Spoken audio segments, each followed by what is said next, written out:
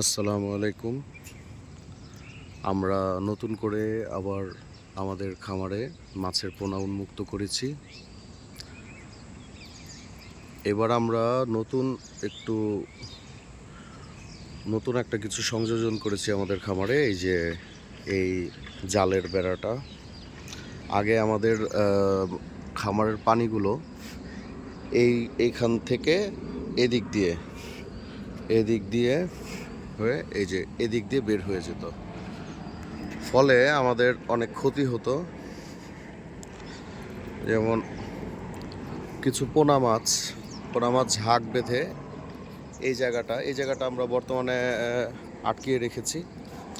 এখান দিয়ে পানি বের হতো, পানি বের হয়ে এদিক দিয়ে অনেক মাছ এই ছোট এই খালটা দিয়ে বের হয়ে এদিক দিয়ে চলে যেত।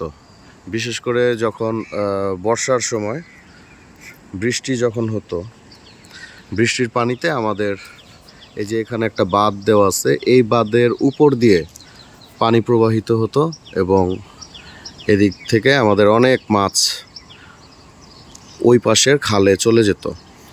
তো আমরা এখন এখানে কিছুটা পন্থা অবলম্বন করেছি। আমরা এই জায়গাটা এখন কিছু শিং মাগুর আমাদের আগে থেকেই আছে। আমরা নতুন করে অল্প কিছু শিং মাগুর শুধু এখানে চাষ করব।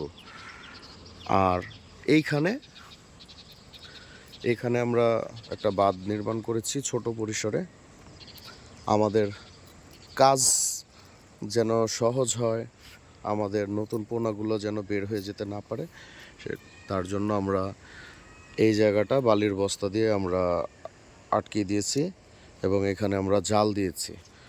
এতে করে যখন বৃষ্টির পানি হবে বা এমনিতে পুকুরের পানি যখন বেড়ে যাবে, এই জালের ভিতর দিয়ে পানিটা নেমে যাবে, কিন্তু আমাদের মাছগুলো নামতে পারবে না। যদি আল্লাহর রহমত করলে সবই সম্ভব।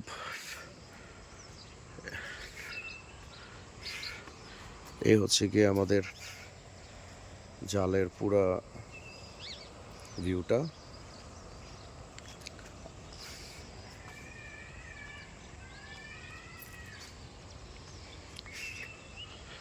এখন আল্লাহর রহমতে যদি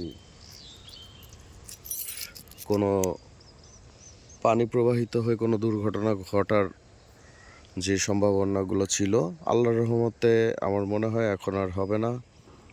আমরা সুন্দর করে মাছ চাষ করতে পারবো। সবাই দোয়া রাখবেন আমাদের জন্য। আমি এর আগে এখানে চাষ করে অনেক ক্ষতিগ্রস্ত হয়েছি। নতুন করে যেন আর ক্ষতিগ্রস্ত না হই, সবার কাছে দোয়ার দরখাস্ত রইল। আমাদের পুকুরে একটা জিনিস আমি অবাক হইলাম, আমরা পুকুরের পানিটা যখন সেচে পুরো পুকুরটা যখন আমরা শুকিয়ে ফেলি, এরপরে কিন্তু আমরা এখানে কোনো পানি দিইনি, এমনকি বৃষ্টিও হয় নাই। তবু সমস্ত পুকুরটা আগের ন্যায় পরিপূর্ণভাবে ভরে গেছে। এই যে পাশের এই প্লটটাও শুকনো ছিল, এটাতেও পানি উঠেছে। এত পানি, এটা আল্লাহর রহমত ছাড়া কিছুই না। এটা পুরোটাই হচ্ছে গিয়ে আল্লাহর রহমত, আল্লাহর নিয়ামত। এই জিনিসটা দেখে খুবই অবাক হইলাম। আসলে আল্লাহর কাছে মন থেকে চাইলে যে আল্লাহ তাআলা দেন, সেটারই প্রমাণ। আমি আপনাদের সবার জন্য দোয়া করি, যারা যারা আমার এই খামারের জন্য আমাকে সহযোগিতা করেছেন, সবার প্রতি আমি খুবই আন্তরিকতা প্রকাশ করছি। বিশেষ করে এই জমির যারা যারা মালিক আছেন, আমার ভাই আছে মোহাম্মদ সাবের আহমেদ শিবলি, আমার চাচা আছে মোহাম্মদ কামরুল ইসলাম সুমন, আমার আরেক বড় ভাই মোহাম্মদ মুকুট মাহমুদ, আমার ওইদিকে আমার ফুপুরা আছে, আমার আরেক ভাই আছে মোহাম্মদ জাকির হোসেন জাইদুল। সকলের সহযোগিতার ফলেই আজকে আমার এই ছোট্ট খামারটা সকলের প্রতি আমি কৃতজ্ঞতা প্রকাশ করছি। সকলের পরিবারের প্রতি আল্লাহর যেন রহমত নিয়ামত নাজিল হয়, আমি সেই দোয়া করি। আমার জন্য সবাই দোয়া করবেন, সবাই 5 ওয়াক্ত নামাজ পড়বেন, আল্লাহর ইবাদত করবেন। সবার জন্য দোয়া করলাম।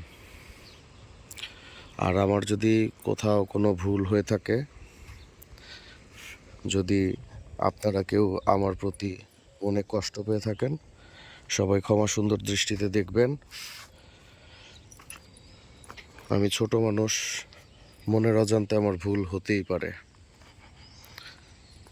যদি কোনো ভুল করে থাকি, কারো মনে যদি কোনো কষ্ট দিয়ে থাকি, তাহলে আমাকে নিজ গুণে মাফ করে দিবেন। সবাই দোয়া রাখবেন, আমিন।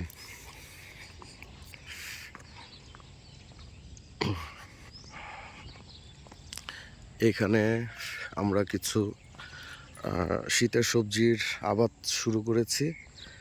এই যে এইদিকে কিছু লাউ গাছ, সিম গাছ, করলা গাছ, বিভিন্ন ধরনের গাছগাছালি হচ্ছে। সবাই দোয়া রাখবেন।